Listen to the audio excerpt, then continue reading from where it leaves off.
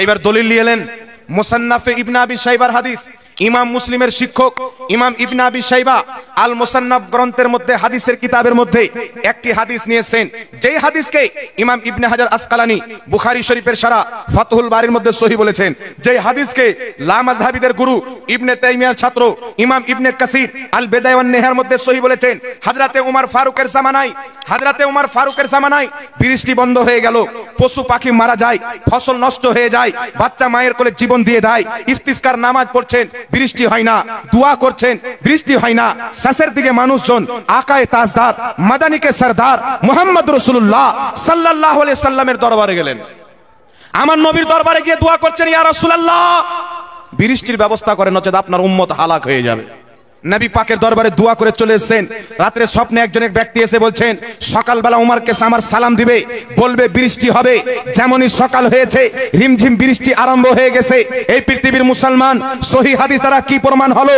সাহাবায়ে কেরামের জামানায় বৃষ্টি যদি না হতো, মুস্তাফার ওসিলা দিয়ে তিনার মাজারে দোয়া করত, বৃষ্টি আরম্ভ হয়ে যেত। বল সুবহানাল্লাহ।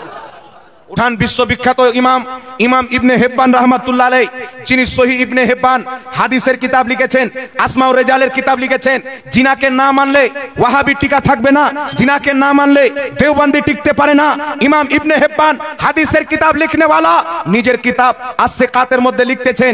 ইমাম রাজালি রাহমাতুল্লাহ আলাইহি, যিনি ইমাম হুসেনের বংশের লোক, নবী মুস্তাফার আওলাদ, ইমাম ইবনে হিব্বান লিখছেন, দুনিয়ার কোথাও দোয়া করলে ফিরিয়ে দেওয়া হতে পারে, কিন্তু যেই ব্যক্তি ইমাম রাজালির মাজারে গিয়ে দোয়া করবে, তার দোয়া 100% কবুল হয়ে যাবে।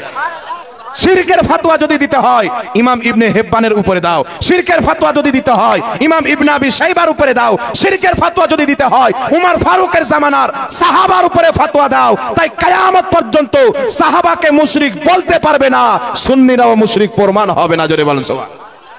আরেকটি কিতাব চলে আসেন ইমাম যাহাবি রাহমাতুল্লাহ আলাইহি, জিনার লেখা কিতাব লা মাযহাবির লাইব্রেরিতে পাবেন, ওয়াহাবির লাইব্রেরিতে পাবেন, দেওবন্দির লাইব্রেরিতে পাবেন।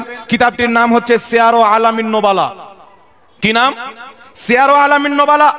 কাজাকিস্তানে একটি এলাকা আছে সামারকান্দ, যেখানে ইমাম বুখারীর মাজার। কোথায়? সামারকান্দ। ইমাম বুখারী রাহমাতুল্লাহ আলাইহির মাজার। ইমাম বুখারী যেখানে মাজার আছেন সামারকান্দ এলাকায়, বৃষ্টি বন্ধ হয়ে গেল। ইমাম সাহাবী লিখছেন সহিহ সনদে, সিয়ারু আলামিন নুবালা কিতাবের মধ্যে দলিল নিয়ে যান।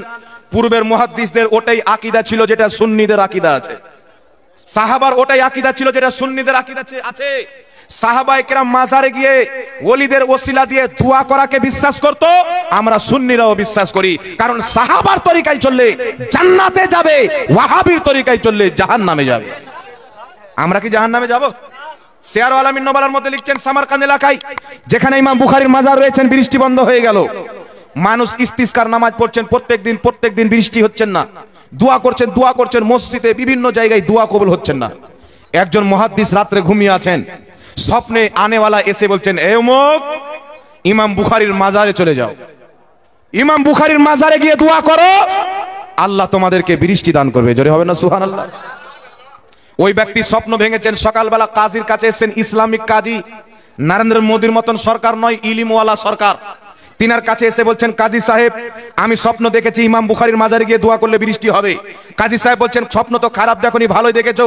তিনারা ইমাম বুখারীর মাজারে গেলেন, দোয়া করতে আরম্ভ করলেন, আল্লাহ আমরা বিভিন্ন জায়গায় দোয়া করেছি, তুমি কবুল করেনি, আজ তোমার নেক বান্দা বিশ্ববিখ্যাত মুহাদ্দিস তোমার ওলির দরবার ইমাম বুখারীর মাজারে এসেছি, তিনার ওসিলাতে বৃষ্টি দান করো। আল্লাহর কসম খেয়ে বলি, ইমাম যাহাবী লিখছেন, এত সুন্দর বৃষ্টি আরম্ভ হয়ে গেল, কয়েকদিন পর্যন্ত দোয়া করনে মাজার থেকে বের হতে পারেনি, আল্লাহ এত বৃষ্টি দান করেছেন। বলেন সুবহানাল্লাহ। তাই ইমাম যাহাবী রাহমাতুল্লাহ আলাইহি সিয়ারু আলামিন নুবালার মধ্যে লিখছেন, আদ-দুআউ মুস্তাজাবুন ইনদা কুবুরিল আমবিয়া ওয়াল আউলিয়া। আল্লাহর নবীগণের রওজাতে, ওলিগণের মাজারে যেই দোয়া করা হয় মুস্তাজাবুন, কারেন্টের মতন কবুল হয়ে যায়। বিশ্ববিখ্যাত ফকি মুজতাহিদ ফিদ্দিন ইমাম শাফি রাহমাতুল্লাহ আলাইহি, শাফি মাযহাবের ইমাম, যিনি ইমাম বুখারীর চাইতে বড় আলিম, ইমাম মুসলিম চাইতে বড় আলিম, ইমাম আবু দাউদ চাইতে বড় আলিম, ইমাম তিরমিজি চাইতে বড় আলিম, ইমাম শাফি রাহমাতুল্লাহ আলাইহি বলতেছেন, জিনার বক্তব্যকে ইমাম শামী রাহমাতুল্লাহ আলাইহি ফাতাওয়া শামীর মধ্যে লিখছেন, ইমাম শাফি লক্ষ লক্ষ হাদিসের হাফিজ, শাফি মাযহাবের ইমাম, তিনি বলছেন আমি যখন কোনো মুসিবতে পড়তাম আবু হানিফার মাজার যেতাম, তার মাজারে গিয়ে দোয়া করতাম, আবু হানিফার ওসিলায় আল্লাহ আমার মুসিবত দূর করে দিত। বল সুবহানাল্লাহ। মুহাদ্দিসদের আকীদা সুন্নিদের আকীদা, সালাফদের আকীদা সুন্নিদের আকীদা, সাহাবীদের যেই আকীদা সুন্নিদের ওই আকীদা। মাজারে গিয়ে ওলিদের ওসিলা দিয়ে দোয়া করনে ওয়ালা মুশরিক নয়, তাদেরকে যারা মুশরিক মনে করে তারাই হচ্ছে কাফির, তারাই হচ্ছে জাহান্নামী। আহলে সুন্নাত ওয়াল জামাত ওলিদের মাজারে তাদের ওসিলা দিয়ে দোয়া করে সালাফদের সুন্নাতে আমল করে, সাহাবায়ে কেরামের সুন্নাতে আমল করে। মুসলমান